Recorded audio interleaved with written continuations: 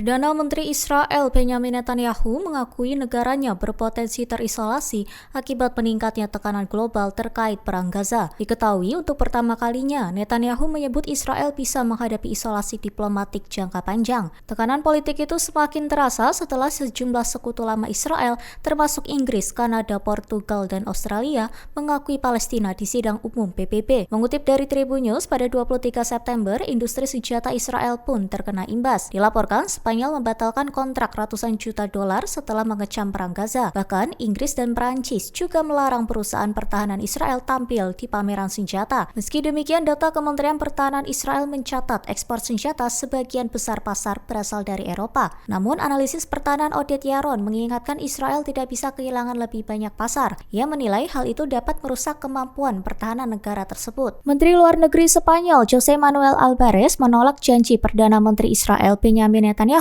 terkait Palestina. Netanyahu sebelumnya menegaskan tidak akan pernah ada negara Palestina, meski mengaku ingin hidup berdampingan secara damai. Pernyataan itu langsung dimentahkan Spanyol yang selama ini menjadi garda terdepan menekan Israel agar menghentikan Perang Gaza. Álvarez menyebut semakin banyak negara mengakui Palestina sejak Spanyol, Irlandia, dan Norwegia melakukannya pada 2024. Ia juga menegaskan mayoritas dunia kini mendukung solusi dua negara pada Senin 22 September 2025.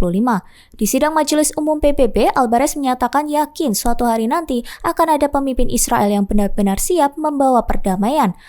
Sementara itu, Palestina berharap pengakuan baru datang dari 10 negara tambahan. Dilaporkan sejauh ini lebih dari 145 negara telah resmi mengakui Palestina. Presiden Amerika Serikat Donald Trump dijadwalkan membahas rencana mengakhiri perang Israel di Gaza bersama para pemimpin negara Arab dan Muslim.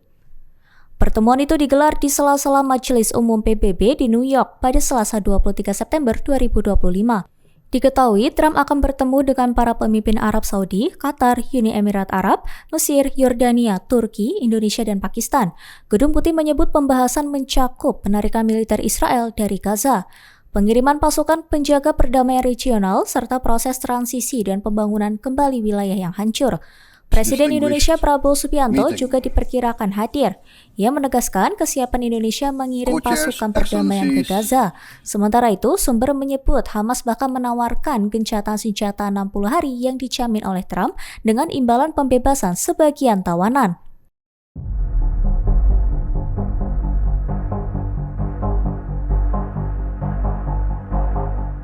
Hamas dilaporkan menulis surat yang ditujukan langsung kepada Presiden Amerika Serikat Donald Trump. Isi surat itu disebut meminta gencatan senjata selama 60 hari di Gaza dengan imbalan pembebasan separuh dari 48 sandera yang masih ditahan. Mengutip dari The Times of Israel pada 23 September, hal ini dilaporkan oleh sumber utama Fox News terbaru. Dilaporkan surat itu disebut tengah dipegang mediator Qatar dan akan diberikan kepada Trump dalam waktu dekat. Namun tidak jelas apakah surat itu menyinggung isu peluncuran senjata Hamas, tuntutan utama Israel yang selama ini ditolak. Laporan mengenai surat itu muncul bersamaan dengan dirilisnya video propaganda Hamas yang memperlihatkan sandera Israel. Pada saat yang sama, keluarga para sandera melakukan aksi protes di depan kediaman Perdana Menteri Benjamin Netanyahu di Yerusalem guna mendesak adanya kesepakatan gencatan senjata. Download Tribun X sekarang, menghadirkan lokal menjadi Indonesia.